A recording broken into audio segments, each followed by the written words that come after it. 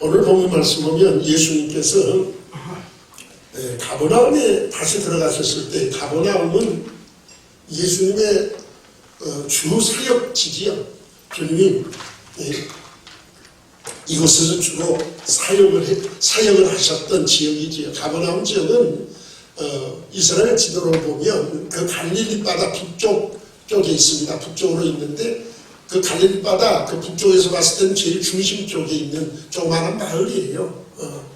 그 지역이 주로 예수님이 사역하셨던 그런 지역인데, 주님이 그곳에 다시 들어가셨을 때에 한 백부장이 자기가 사랑하는 종이 병들었다고 예수님께 고쳐달라고 특이하게 유대인의 장로 몇 사람을 신부름 보냈대요. 근데 유대인의 장로도 또 신기해요.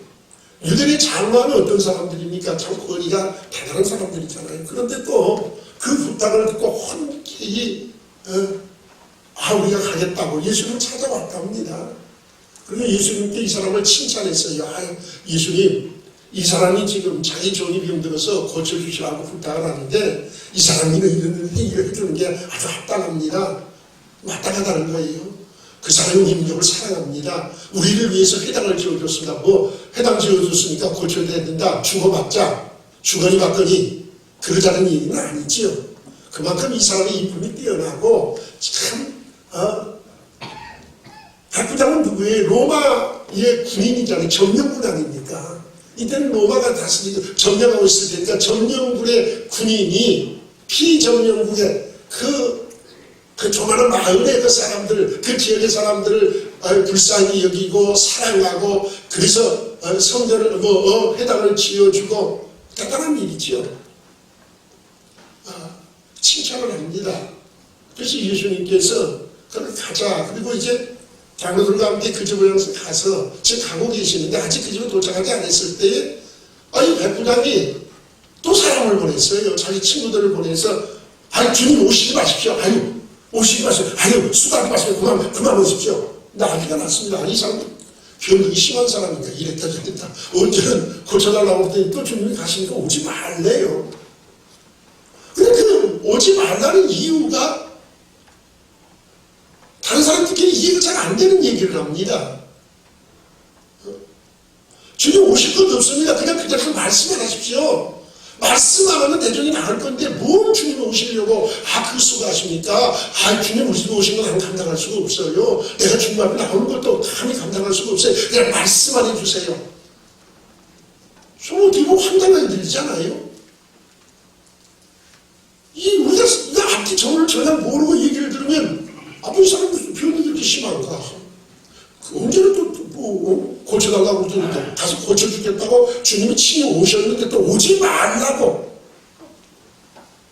이랬다 저랬다 변덕이 심한 자기 사상을 드러날까봐 겁이 나서 그러는가? 변덕이 심해서 자기 사상을 드러날까봐 청소 안 해서 걱정돼서 그러는가? 오지 말래요. 그런데 문제는 그 얘기를 들으신 주님께서 이 사람을 칭찬하신다는 거예요. 주님이 기이 여기셨답니다. 기이 여기셨다는 소리가 뭐예요? 주님이 놀랐다는 소리예요. 그리고 입에서 주님도 모르게 탄성이 놀랐다. 탄성이 튀어나올 만큼 주님이 너무너무 놀라서 소리를 지르신 만큼 기이했다. 주님을 놀라게 하는 믿음을 가졌다고 했어요. 이스라엘 중에서도 이만한 믿음을 만나본 적이 없다.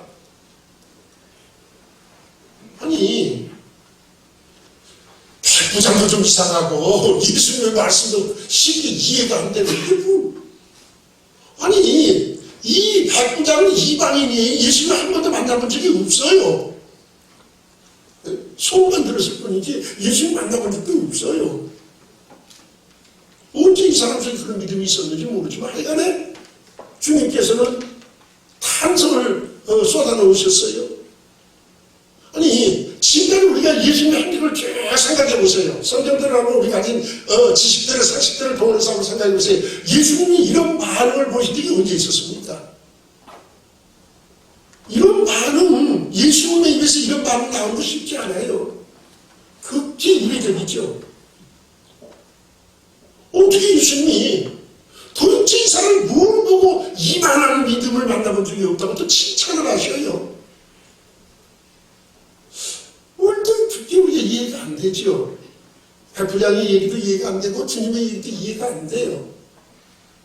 그런데 그 친구들이 집으로 돌아가 봤더니, 보내심을 받아서 집으로 돌아가 봤더니 하인이 이미 어떻게 되었습니까? 나섰어요. 백부장의 원하는 대로 해결됐습니다. 자, 오늘 이 말씀을 통해서 우리에게 주시기로 원하신 말씀이 뭘까? 이만한 믿음이라고 제목을 붙였습니다. 오늘 본문에 나와 있는 말, 주님이 말씀하신 이만한 말, 이 믿음. 도대체 이 사람의 믿음이 어떤 믿음이었기에 주님이 이만한 믿음, 칭찬하시는 믿음이었을까? 주님이 칭찬하시는 믿음. 주님만 칭찬하신 게 아니라 주님을 놀라게 만들었던 믿음. 주님을 놀라게 만들고 주님이 칭찬하시는 믿음이었어요. 유대인 중에서 만나볼 수 없는 믿음이었어요. 주님이 유대인 가운데서 이만한 믿음을 만나본 적이 없다고 하셨어요.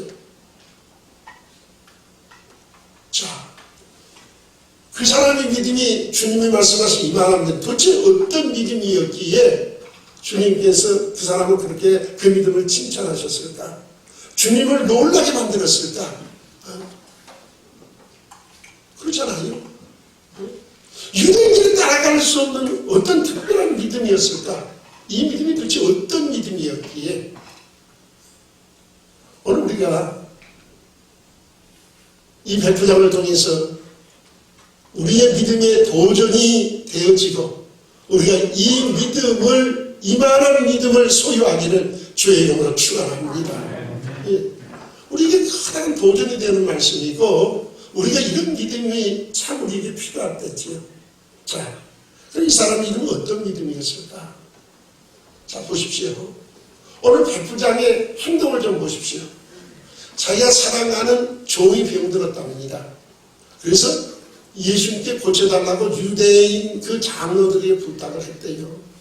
그랬더니 그 장로들이 예수님께 와서 그 사람을 칭찬하면서 그 소원을 들어주는 것이, 그의 부탁을 들어주는 게 합당하다고 주님한테 말하더랍니다.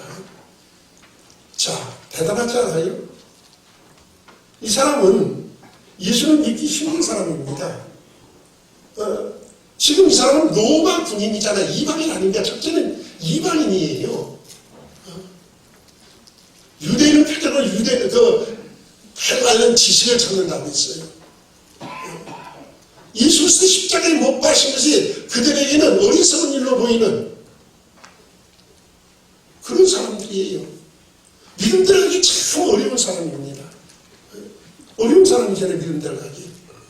로마의 군인, 고급 장교는 아니지만 중견, 그렇다고 계급이 낮은 사람도 아니잖아요. 백부장은 자기 수하에 100명의 군사를 거리는 사람들이에요.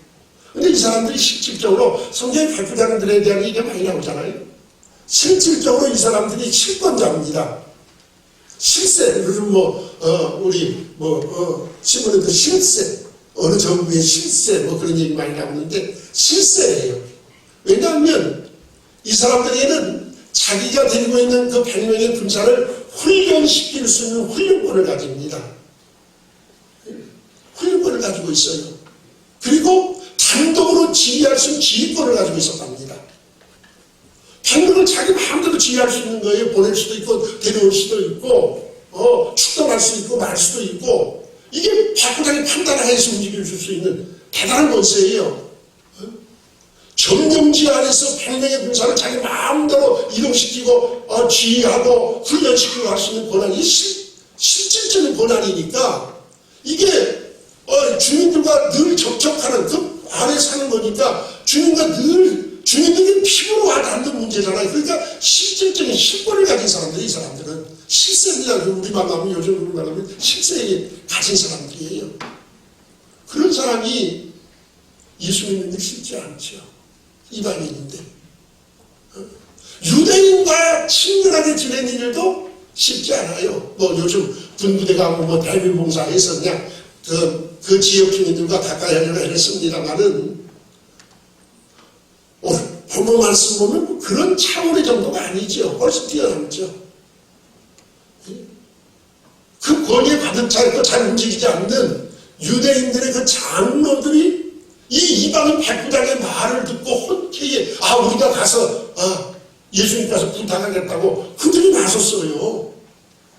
그러면 이 사람이 그 지역에서 어떤 덕망을 쌓은 사람인지 우리가 알만하지요. 대단히 덕망을 가진 사람이에요. 실제로 인품이 뛰어납니다. 아무리 자기가 살아가는 종이라고 했지만 종은 종일 뿐이에요. 당시의 종은 어떤 위치입니까? 사람 취급 못 받았어요.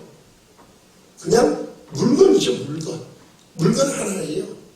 죽으면 똘똘 말아서 갖다 버리면 되는 거예요. 그거 뭐 그렇게 크게, 종이 병건데 그렇게 크게 주인에게 문제가 됩니까? 배필에게 그 문제를 죽으면 똘똘 말아서 갖다 버리면 되는 물건 같은 취급을 받았으니까. 그런데 그런 종이 병들었다고 안타까운 마음이 있어요. 그런 국률에 있는 마음이 있습니다. 안타까운 마음이 그 속에 있어요. 그래서 고쳐주고 싶은 마음이 있어요. 이거 대단히 인품이 뛰어나지 않습니까? 훌륭한 사람 아닙니까? 자비의 사람이에요. 국률이 넘치는 사람이에요. 그 행위를 보세요. 자기 종이 병들었다고 이렇게 나서서 말이에요. 가서 병원 가서 치료받고 와, 약한봉 사다 줘. 그런 정도가 아니잖아요. 말하기 전 얼마나 힘듭니까? 유대인의 장로들에게 부탁해서 자기가 직접 예수님 만날 수 없는 이방인의 이치고 오는데 말이에요.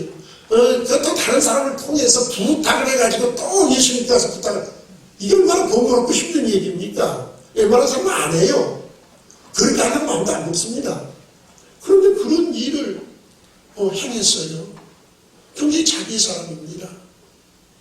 그리고 유대민족을 정말 사랑해요. 사실 이 백부장의 주인은 아무나 오는 게 아닙니다. 로마 황제에게 충성을 맹세해야 되잖아요. 로마의 군인이니까. 로마 황제는 누굽니까? 당시의 로마 황제는 살아있는 신입니다. 신으로 모셨어요. 그러니까 로마 황제 앞에서 서약을 하고 맹세를 합니다. 황제를 신으로 모시겠다. 이미 황제를 신으로 모신 사람이에요. 그런 사람이 예수님께 대한 믿음을 갖고 산다? 쉽지 않지요. 그런데도 불구하고 하나님을 사랑하고 유대민족을 사랑해서 회당을 지어줬답니다. 그런 유대인들이 칭찬을 해요. 지역 주민들에게 칭찬을 듣는 사람입니다. 자, 오늘 이 사람의 행동을 보면 대단한 사람인 건 분명합니다. 이방인 백부장임에도 불구하고 유대인들을 사랑하고 회당을 지어주고 자기의 종을 그냥 물건 취급하지 않고 긍휼히 여기고 어떻게든 고쳐주고 싶은 그 자비한 마음이 있고. 자, 우리 여기서 한번 생각해 봅시다. 주님 9절 말씀 보면 이 사람의 믿음을 희히 여기셨어요. 자, 그러면 지금 우리가 앞에서 보았던 이런 것들이, 이런 행동들이 믿음이었을까요? 믿음으로 그렇게 했을까요? 이 사람의 흔히들 이 말씀을 보면서 칭찬 듣는 믿음이었고 어떤 믿음이었다. 저는 그렇게 안 보여요. 그 사람은 인품일 뿐이에요. 아름다운 행위일 뿐이에요. 그 믿음에서 그렇게 우러나왔는지는 모르지만 회당을 저거 믿음에서 우러나와서 할 수도 있겠지만 사실 이 사람이 하는 것은 행위에 불과합니다. 아름다운 행위죠. 아름다운 삶의 열매지요. 열매와 나무를 안다고 했는데 이 사람은 참 아름다운 열매를 맺은 삶의 열매가 있는 아름다운 그런 인격의 소유자입니다. 이 아름다운 인격이 예수님을 놀라게 했을까요? 예수님을 놀라게 하는 믿음이라고 주님이 이것을 받아들였을까요? 저는 그렇게 안 봐요. 아름다운 행위가 예수님을 놀라게 하는 믿음은 아닙니다.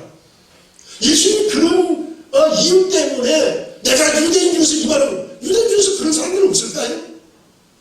이 말은 믿음을 만나본 적이 없다고 칭찬을 하셨습니다. 주님이 놀라셨습니다. 주님의 입에서 탄성이 터져나왔습니다.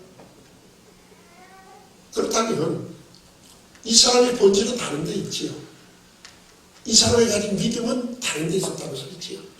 주님은 이 사람의 아름다운 행위를 보고 칭찬하신 것이 아니라 아름다운 그 행위를 보시고 찬성을 지르시고 놀라신 것이 아니라 믿음을 보고 놀라셨다고 했어요. 이만한 믿음을 만나본 적이 없다. 믿음이라고 주님이 분명히 선언하셨습니다. 그럼 이 사람의 믿음은 어떤 믿음이었을까요? 도대체 어떤 믿음이기에 주님이 그렇게 놀라셨을까요? 그렇게 주님을 놀라게 만들 만큼 칭찬하실 만한 정말 놀라운 믿음을 그가 소유했을까요? 어떤 믿음을 가지고 있었습니까? 자, 그 믿음을 한번 보십시다. 6절, 7절.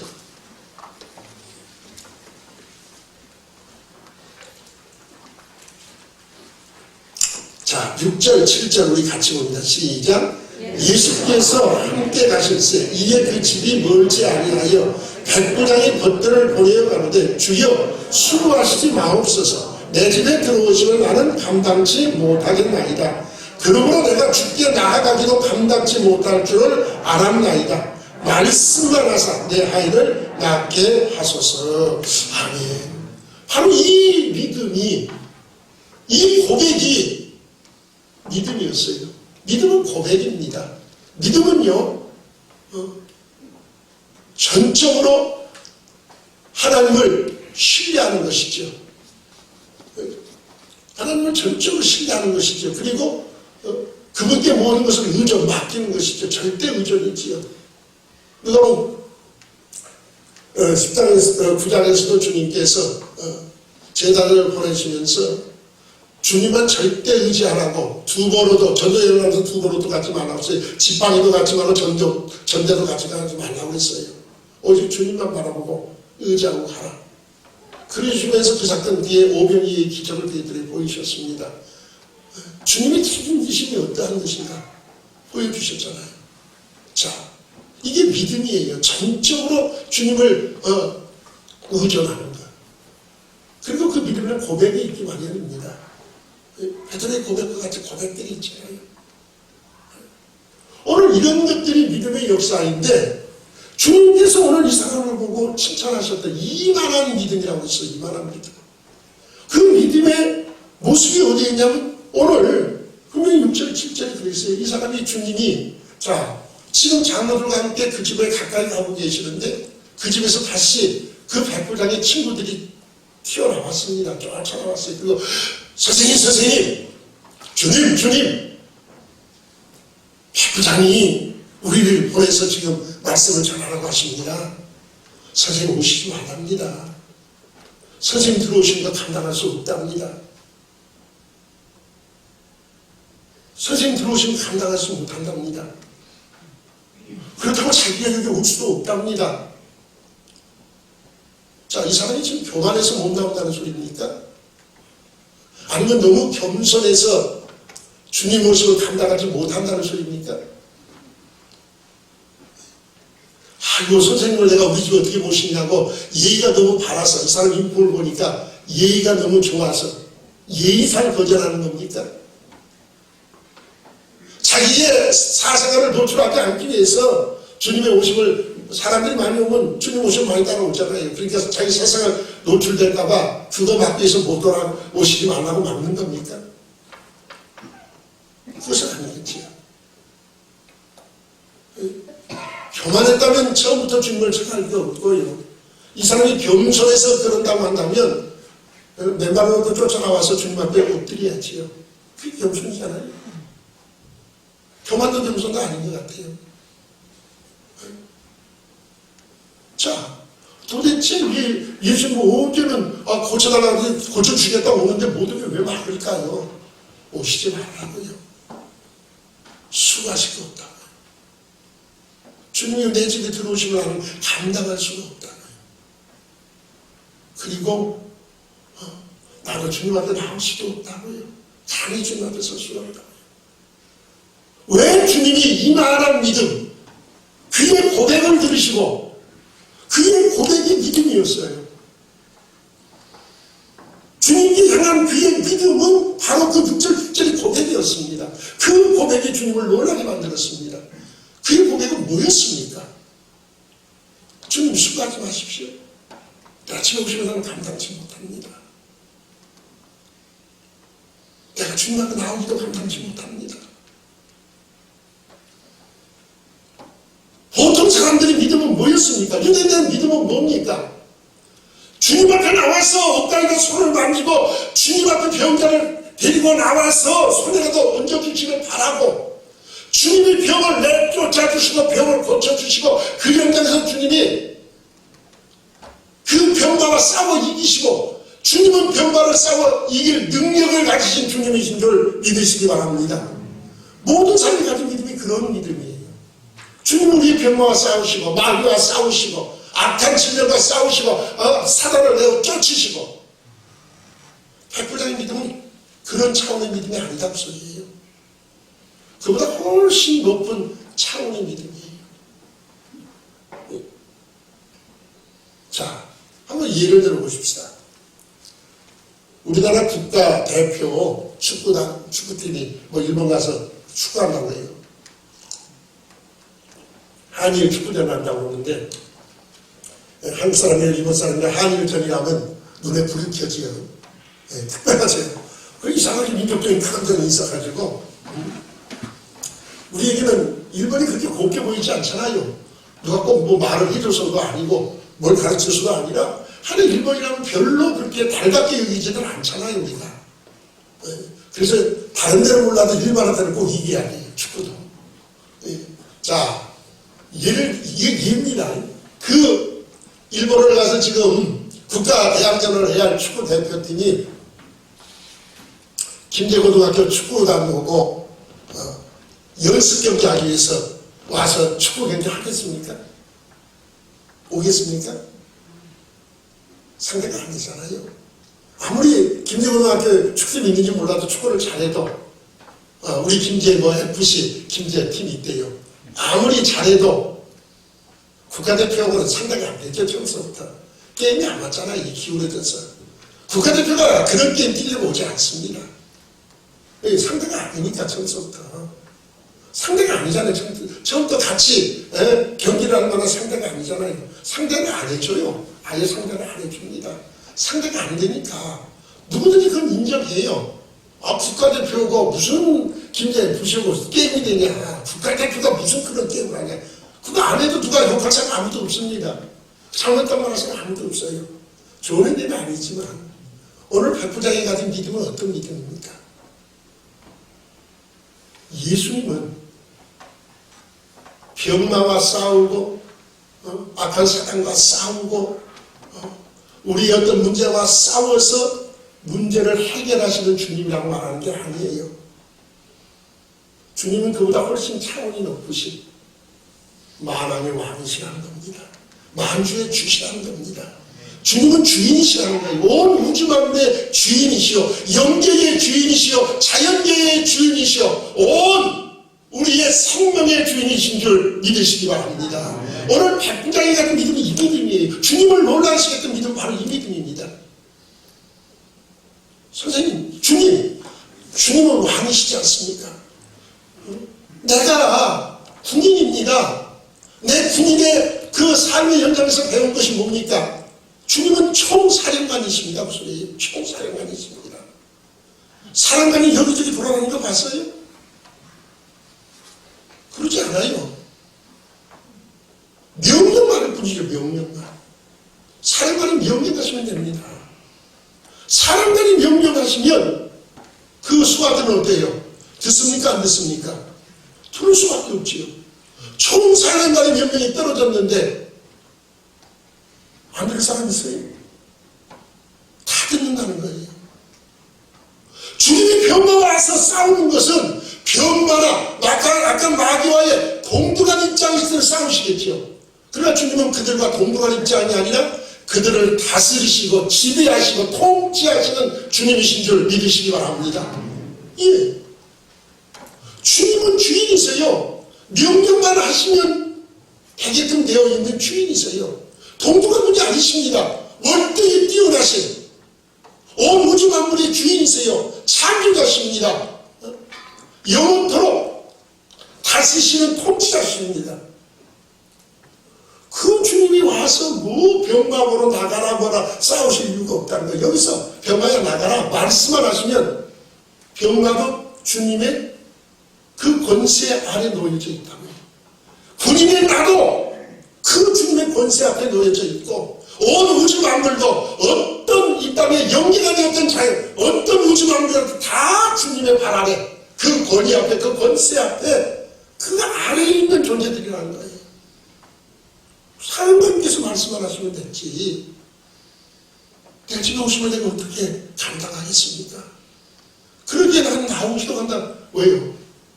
이사야가 하나님의 영광을 봤습니다.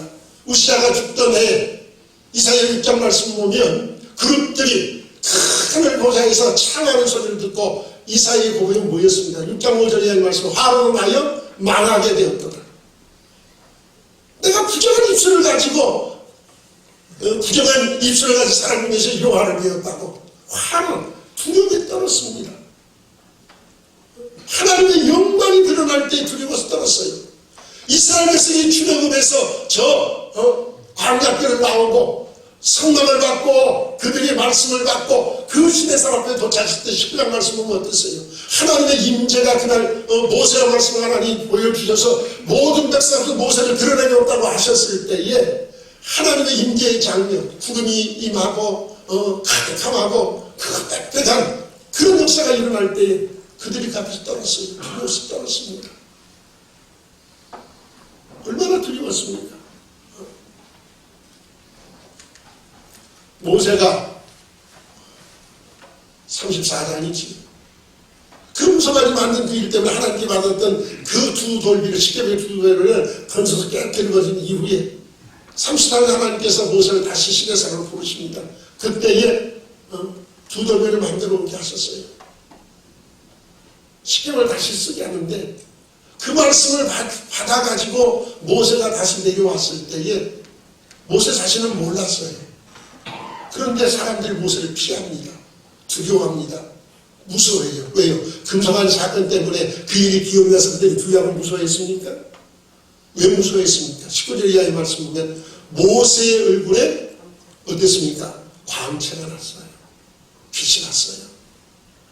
하나님을 대면하고 내려왔더니 모세 자신은 못 느꼈지만 이 얼굴 가죽에서 빛이 나기 시작한다.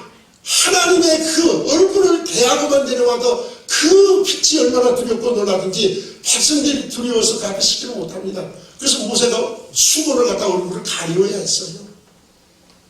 백성들이 두려워하니까 얼굴을 가리워야 했어요. 이것이 하나님의 영광이지요. 하나님의 역사심이지요. 그 영광 앞에 두려워 떨 수밖에 없는 피조물 된 인생. 나는 최고 사령관 앞에 엎드려 있는 연약한 군병이 하나라는 거예요. 내가 감히 어찌 최고 사령관의 얼굴을 대할 수 있으며 그 앞에서 내가 무슨 말을 할 수 있어 합니까? 주님이 내 집에 오시면 나는 감당하지 못합니다. 내가 주님 앞에 감히 나가서 엎드릴 수 없습니다. 자기 모습을 영광스러운 주님 앞에서 자신의 모습을 바라봅니다. 마치 누가복음 5장에서 베드로가 그물을 깊은 데 가서 물을 던지라는 말씀을 듣고 선생이요 밤새도 수고했지만 밤이 맞도록 수고해서 얻은 것이었지만 말씀에 의지해서 그물을 내립니다. 내렸더니 고기가 너무 많이 잡혔어요. 자기 배뿐 아니라 친구의 배까지 두 배를 가득 채워갖고 항구에 돌아왔을 때에 베드로의 고백이 뭐였습니까? 아이고 주님 감사합니다. 만선의 꿈을 이루어줘서 감사합니다. 한 번만 더 만선을 이루시면 아파트 한 채 사겠습니다. 그런 고백했습니까? 뭐라고 고백했습니까? 주여 나를 떠나소서. 나는 죄인이었습니다. 뜬금없는 소리 아니에요? 아니 고기 잡다가 밤새 고생해갖고 한 마리도 못 잡은 사람이 배를 두 배나 채웠는데 뭘 떠나달라고 거 뭐죠? 뜬금없는 소리를 하는 것 같아요. 하나님의 영광 앞에 서 있는 나의 초라한 모습. 이게 우리들의 모습 아닙니까? 오늘 박부장이 가진 믿음이 이런 믿음이었다고요. 주님 오시면 우리 주인이시라고요. 총사령관이시라고요. 말씀만 하시면 명령만 하시면 주님이 결정하셔서 명령하시면 우리 집에 말씀하셔서 내 하인의 병이 나을지어다, 내 병이 떠나갈지어다, 네가 그에서 나아먹을지어다 명령만 하시고 말씀만 하시면 그대로 되어주는 줄로 믿으시기 바랍니다. 이것이 백부장의 믿음이에요. 이것이 주님을 놀라게 했습니다. 여러분, 오늘 우리는 어떻습니까? 백부장이 가진 예수님께 대한 이 믿음의 역사 우리 속에 있습니까? 우리는 예수님을 어떤 분을 알고 계십니까? 다음 주간부터 이제 고난주간이 시작됩니다. 나를 위하여 십자가에 죽어주신 그 은혜의 역사가 우리에게 한 주간 앞으로 다가오는데 어떻습니까? 고난주간이 해마다 맞이하는 연례 행사가 아닙니까? 주님의 부활의 기쁨과 영광이 해마다 맞이하는 지나가는 일들이 아니십니까? 고난주간을 맞이하고 부활주를 맞이하면서 어떤 주님으로 그 주님을 섬기고 그 주님을 알고 계십니까? 그 주님을 어떻게 믿고 섬기고 계십니까? 그 주님을 어떤 분이라고 나는 고백하고 있습니까? 우리에게 중요한 건 뭡니까? 예수님이 누구시냐는 것이죠. 이게 복음의 핵심 아닙니까? 예수님이 누구시냐는 것이죠. 나를 위해 이 땅에 오신 주님, 나를 위하여 십자가에 죽어주신 주님, 그분은 어떤 분이었습니까? 바울은 빌립보서 2장 5절에서 그는 근본 하나님의 본체셨다고 합니다. 본체가 뭐예요? 그 원본이죠, 원본. 우리말로 하면 원본이에요. 요즘 세상에 복사본이 얼마나 많습니까? 돈도 칼라 복사하게 복사해 거 쓰려면 엉뚱한 짓을 하는 사람들도 있잖아요. 아무리 5만원짜리 지폐를 복사를 칼라 복사를 잘 복사했다고 해서 그거 쓸 수 있으니까 그것을 따르면 어떻게 돼요? 그건 미저 지폐예요. 그 원래의 지폐가 아니잖아요. 그건 복사본이지. 예수님은 복사본이 아니시라고요. 하나님은 복사해서 있다고 하신 분이 아니에요. 하나님 그분이신 줄을 믿으시기 바랍니다. 그분 자체예요. 예수님이 온 우주의 주인이셔요. 오늘 우리 속에 주님께 대한 바른 고백과 믿음들이 있습니다. 하늘의 영광을 가지신 그 주님께서 나 같은 주인을 위하여 이 땅에 오셨다는가? 나는 주인 중에 괴수라는 거예요. 디모데서 1장 15절에서 바울은 뭐라고 고백합니까? 이쁘다 이 말이요. 그리스도 예수께서 죄인을 구원하시려고 세상에 임하셨다 하였구나. 죄인 중에 나는 괴수하다. 죄인 중에 가장 흉악한 괴수인 우리들을 살리시려고 주님은 이 땅에 오셨어요. 하늘 영광 버리시고 이 땅에 오셨습니다. 부유하신 자로서 너희를 위하여 가난하게 됐으면 그의 가난함을 위하여 너희로 부유케 하려 하시겠다고요. 그가 한 모양으로 혈기함께 속하시면 사망을 걸매며 사망의 세력을 잡은 자 곧 마귀를 없이 하시고 또 죽기를 무수하여 일생에 매여 종돌한 자들을 놓아주게 하셨다고요. 우리는 마귀의 종돌한 사람들 아닙니까? 그 주님의 십자가의 사랑이 어떤 것인 줄 깨닫고 있습니다. 그냥 알고 지내는 것으로, 그냥 시간이 지나가는 것으로, 또 고난주간이 왔고 아이고 또 한 끼씩 금식하는 소리가 들릴 것이고 귀찮은 일들로 여기로 지나가지는 않습니까? 나를 살리러 오신 주님이신데, 나를 위해 생명을 주려 오신 주님이신데, 창조주신 그분께서 온 우주 만물을 지배하시고 통치하시고 다스리시고 주관하신 그분께서 나 같은 죄인 때문에 이 땅에 오셔서 큰 온갖 모멸과 그 멸시천대를 받으시고 급기야 사람의 손에 이끌려서 십자가에 못 박혀 죽음을 당하는 큰 고난의 역사를 겪으셨는데 그가 찔림은 우리의 허물을 위하며 그가 상한 우리의 죄악을 인하여 하셨어요. 그가 징계받아 우리가 평안을 누리고 그 채찍에 맞아 죽으로 우리가 나음을 얻었다고 했습니다. 우리에게 평안을 주시고 구원을 주시고 나음을 주시고 그러기 위해서 주님은 죽으셨습니다. 이방인이 가진 이 믿음들을 오늘 우리 속에 가지고 있습니까? 오늘 이런 믿음, 이만한 믿음이 우리 속에 생기시기를 주의 이름으로 축원합니다. 그러면 이 믿음이 도대체 어디서 왔을까요? 백부장의 이 믿음이 어디서 왔을까요? 자, 오늘 이 믿음의 그 출발점을 보십시다. 3절 말씀입니다. 3절에 뭐 다 표현되어 있지는 않지만 언급하고 나가는 게 3절이죠. 3절 같이 봅니다. 시작. 예수의 소문을 어떻게 했어요? 들었습니다. 소문을 들은 데서 시작했어요.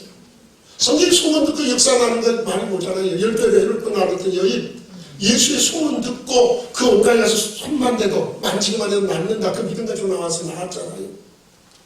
기생 나와. 너희 하나님은 천지, 온 천지, 우주 만물의 하나님이시래요. 상처나지 하나님이시라고요. 하나님께 대한 소문을 들었어요. 그 소문이 그를 믿음으로 이끌었습니다. 히브리서 11장 31절에 믿음으로 라합은, 믿음으로 기생 라합은 정탐꾼을 평안히 영접하였으므로 순종케 하는 자들과 함께 망하지 아니하였다 그랬어요.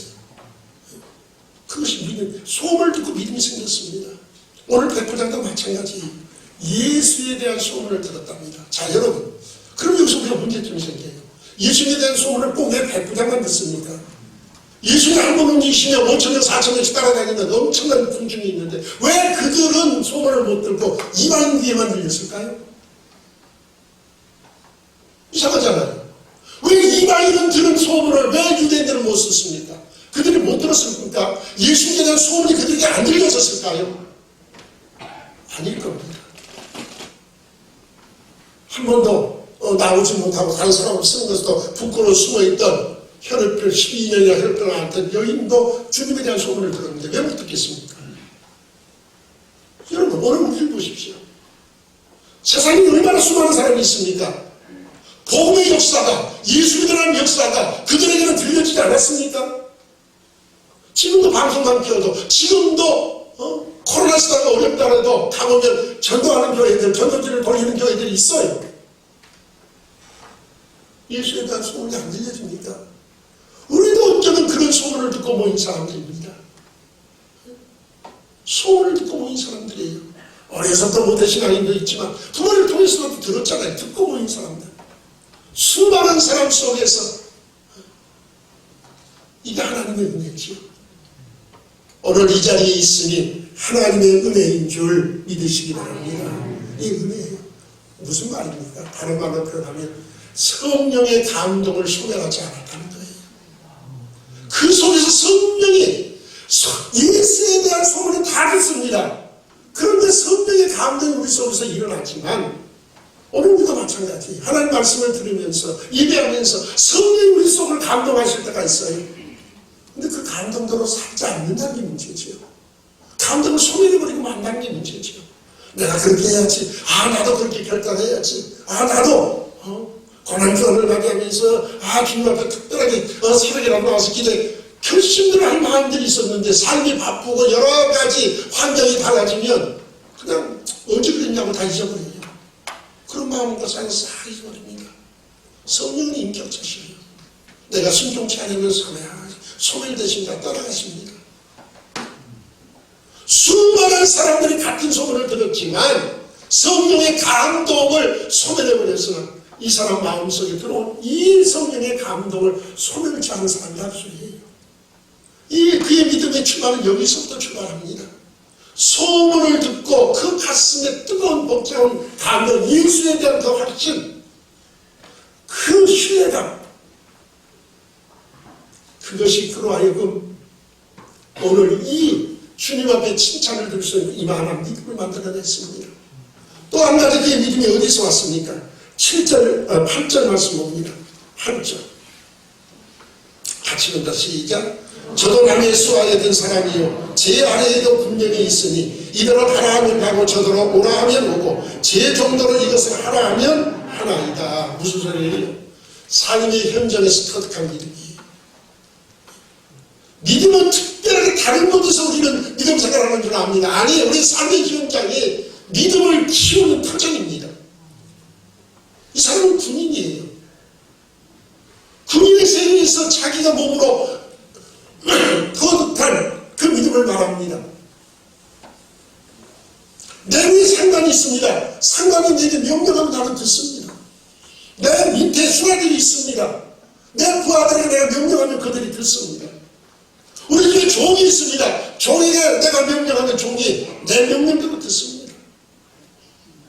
삶의 현장 속에서 얻은 터득한 믿음이에요. 우리의 삶의 터전은 믿음을 키워가는 터전입니다. 우리의 삶의 현장 한 걸음 한 걸음을 통해서 주님의 역사하심이 살아계심의 역사가 우리 가운데서 일하고 있으니 우리에게 깨달아지고 느껴져야 합니다. 이것이 우리의 믿음을 키워가는 현장들이에요. 멀리서 하늘에서 뚝 떨어지듯이 무엇을 받듯이 하늘에 떨어진 것을 주어 얻듯이 얻어지는 것이 아닙니다. 삶의 현장에서 우리 믿음을 키워야 되는 거예요. 오늘 이 사람의 믿음은 삶의 현장에서 왔어요. 군인이라는 그 삶의 터전에서 그는 이것을 터득했습니다. 그리고 예수님을 사령관이라고 고백합니다. 사랑하는 성도들이 이제 말씀을 좀 마치려고 합니다. 어떻습니까? 오늘 우리에게 중요한 것은 뭡니까? 예수님이 누구시냐는 겁니다. 오늘 본문의 중요한 점은 뭡니까? 백부장이 가졌던 예수께 대한 믿음, 주님의 칭찬하던 믿음은 뭐냐는 겁니다. 그럽니까? 예수가 누구시냐? 나는 이런 예수를 믿고 있다고요. 나는 예수를 이렇게 고백한다고요. 사령관으로 나는 믿고 고백한다고요. 그분은 말씀 한마디로 우주 만물을 창조하시고 말씀 한마디면 모든 것을 지배하시고 통치하시는 분이라고요. 오늘 우리가 믿는 예수는 어떤 분이십니까? 오늘 그분이 그 예수가 나를 위해 십자가를 지고 이 땅에 오셨다는 것이 너무너무 놀랍고 감사하지 않습니까? 그게 얼마나 놀랍습니까? 예수에 대해서 오늘 수없이 우리 들었는데 우리 가슴에 일어나는 성령의 감동들을 생각하고 있지는 않습니까? 우리의 삶이 믿음의 터전들이고 믿음을 키워가는 자리들이 되어야 될 텐데 삶에 찌들고 그 속에 매몰되어서 믿음을 키워가지 못하고 있지는 않습니까? 이 고난의 역사들 앞에도 금년에는 우리 속에 이만한 믿음들이 생겨나시고 이 믿음들이 우리 속에서 찾아올 때에 성령의 언어를 소멸치 아니하시고 삶의 터전에서 믿음을 키워가는 역사가 일어나시기를 주의 이름으로 축원합니다.